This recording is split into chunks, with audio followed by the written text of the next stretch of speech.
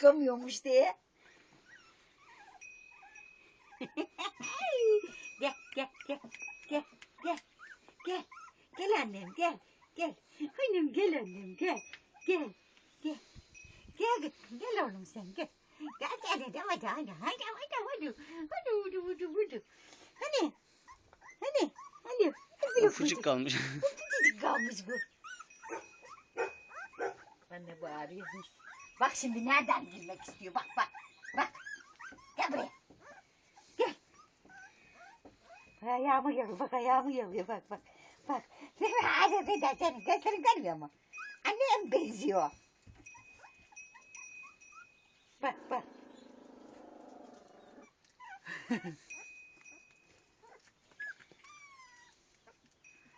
Gel gel gel gel.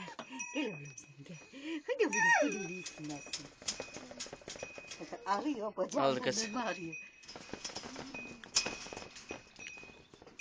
Hadi ya. Hadi ya.